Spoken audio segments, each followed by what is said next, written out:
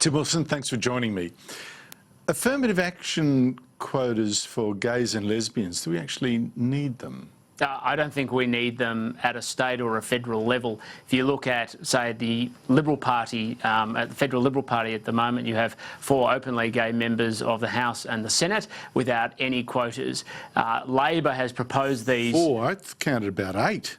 Well, I'm not going to count lesbians. I'm talking about in the Liberal Party. If you're talking about the whole Parliament, there are plenty of people, regardless of their personal circumstances, who have been elected, and quotas do nothing, I think, to advance that when you want people on the basis of their merit, and it's actually an injustice and a disservice to the people who've got there in their own right. Yeah, this guy's so asking for quotas for straights in the arts world then, you know? What is this? What is this assumption that we need to be bracketed like that?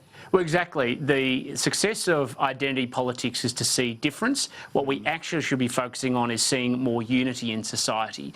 That would actually make for a healthier country and better representation. But the one thing, Andrew, you don't see the people who call for diversity arguing for is diversity of opinion.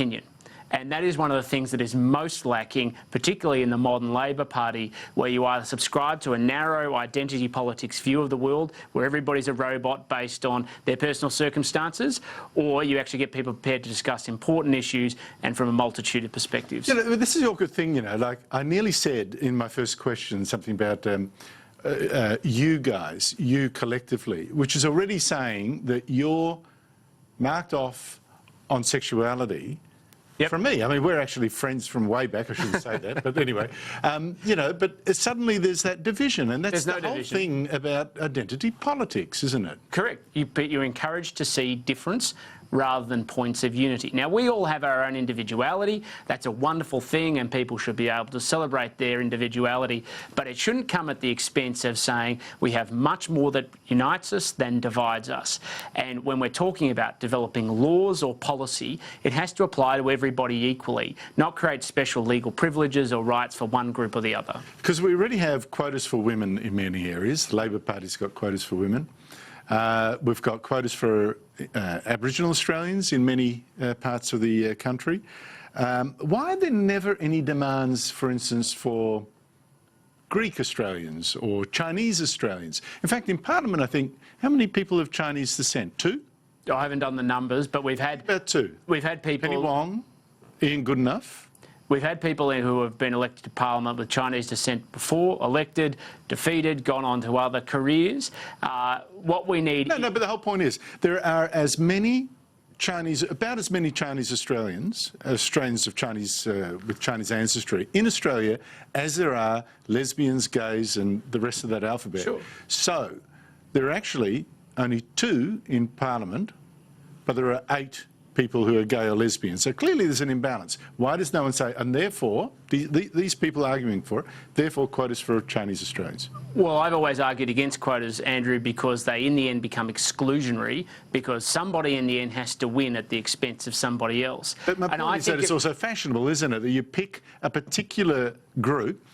Why not Chinese Australians? They're clearly underrepresented. Why does Labor go with gays and lesbians? Well, I think this is what's fashionable at the moment. There are issues of traditional injustice against different sections of the community. Chinese Australians, talk to them about that. But the reality is that... Everyone thinks they're clever at maths and play the violin. But if you keep the system open, Andrew, and everybody has the capacity to fight on their merits, people break through. But the other thing you need is a party culture which respects people on their merits, and that's the pathway Labor isn't going down. Yes.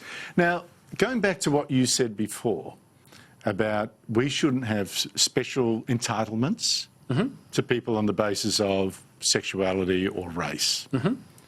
Why is the Liberal Party then going to argue for a change in the Constitution to recognise Aborigines as first Australians and give them separate legal standing?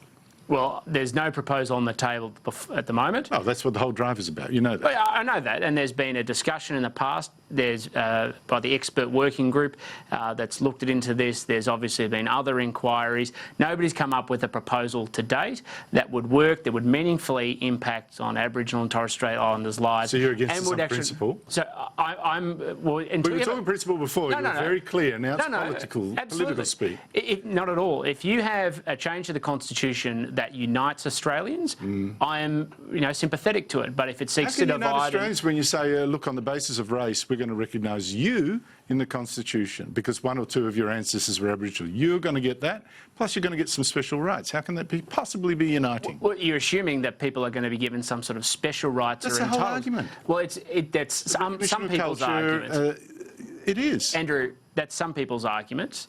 When it comes down to it, we don't have a proposal on the table, so we're fighting over hypotheticals. Right. I've written a book chapter arguing that there is space for cultural acknowledgement of the full history of Australia, which is bringing everybody together, and that's the sort of proposal I would support, one that focuses on unity and not on division, and I'm happy to stand by that. And you would be against any proposal to change the Constitution that would give people different legal status, different rights, under the Constitution on the basis of their rights, the race. Yes. Good on you, mate. I'm looking forward to that. The Racial Discrimination Act, there are now moves in the Liberal Party to get the laws changed. Now, that's following two disgraceful cases. I'll set aside my own. Bill Leak, the cartoonist, getting dragged through to the Human Rights Commission, which called him racist and then solicited for complaints, which it's now got. And the 3 Queensland students, actually 7, 3 have paid $5,000 to escape being sued. The 3 others are getting sued for $250,000 for complaining. Both disgraceful cases. Both disgraceful cases. What do you think the Liberal Party should do to stop this happening? Well, I think it's really constructive that we're going to have, looking to have an inquiry, because one of the problems, having lived, as you did, through the last debate, is it became a point of division in society where people thought it was about licensing conduct which people find unacceptable, rather than focusing on where the debate should be, which is the law should treat everybody equally. Everybody should have freedom of speech. And there is a big difference between people saying offensive or insulting things or low-level things that might be humiliating to people and what is public harassment and intimidation. And that is the sort of mischief that law should deal with, not people debating difficult and challenging ideas. Tim, you were the Freedom Commissioner at the Human Rights Commission. You argued for these things there. You were terrific.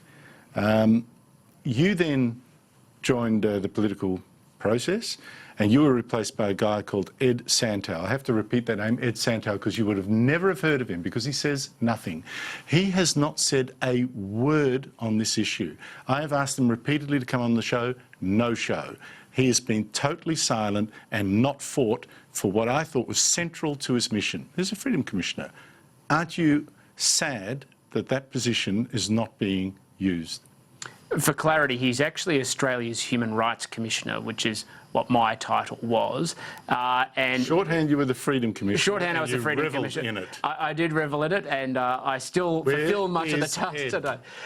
I'm not going to answer for Ed. That's up to him. But I'd like Ed to answer for Ed, but he won't. But in the end, he has decided this isn't going to be part of his focus at this moment. You tell me what we're paying him for. Well, you tell me what we're paying him for. He's done nothing. Zip. How long have you been? How long has he been in the job? A year? No, only a few months. How much does he get paid? A base salary of about $240,000. Plus a car. Plus a car. Plus extras. Plus extras. $300,000. It's about 300 when you add it all up, plus super. Outrageous. Tim Wilson, thanks for your time. Pleasure.